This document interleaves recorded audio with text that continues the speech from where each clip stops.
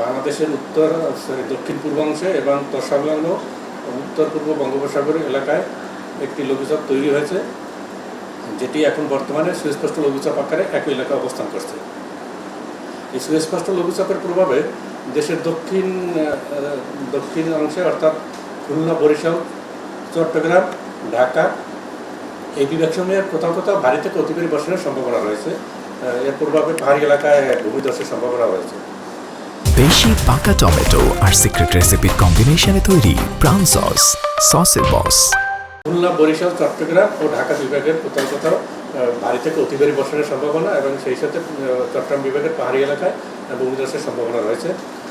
এটা আস্তে আস্তে এটা এখন যে সুস্পষ্ট লঘুচাপ আছে এটা আরও ঘনীভূত হয়ে সেটা নিম্নচাপে পরিণত হওয়ার সম্ভাবনা রয়েছে এবং এটা আরও উত্তর পশ্চিম দিকে অগ্রসর হয়, সেটা বাংলাদেশের মধ্যভাগের উপর দিয়ে সেটা ভারতের দিকে অতিক্রম করার সম্ভাবনা রয়েছে। এর ফলে আজকে রাতে বা আগামী দিন সারা দেশের ভারী থেকে অতি ভারী বর্ষণের সম্ভাবনা রয়েছে। আজকে সকাল 6টা পর্যন্ত গত 24 ঘন্টায় দেশের সর্বোচ্চ বৃষ্টিপাত রেকর্ড করা হয়েছে কক্সবাজারে 378 মিলিমিটার, এছাড়াও টেকনাফে 234 মিলিমিটার এবং পটুয়াখালীতে 170 মিলিমিটার বৃষ্টিপাত রেকর্ড করা হয়েছে। অর্থাৎ দেশের দক্ষিণ অংশের যেসব জেলাসমূহ রয়েছে সেই সব জেলাসমূহে কিন্তু ভারী থেকে অতি ভারী বর্ষণ অলরেডি চলমান রয়েছে, যেটা আগামী দিনেও এটা অব্যাহত থাকার সম্ভাবনা আছে। এরপর আগামী পরশু দিনের পর থেকে একটু কিছুটা কমে আসার সম্ভাবনা রয়েছে।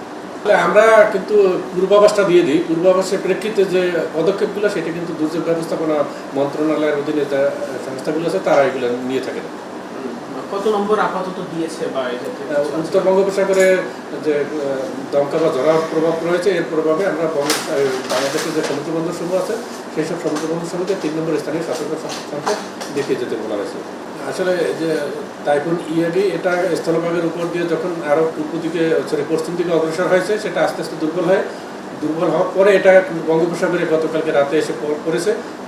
বঙ্গোপসাগরে পড়ার পর এটা কিন্তু আবার একটু শক্তিশালী হয়েছে এবং শক্তিশালী হয়ে সেটা গত রাতেই লঘুচাপ তৈরি করেছে এবং সেটা আজকে এখন বর্তমানে সুস্পষ্ট লঘুচাপ আকারে উত্তর বঙ্গোপসাগর এবং তৎসংলগ্ন বাংলাদেশের যে দক্ষিণ পূর্ব অঞ্চল আছে এর উপর অবস্থান করছে।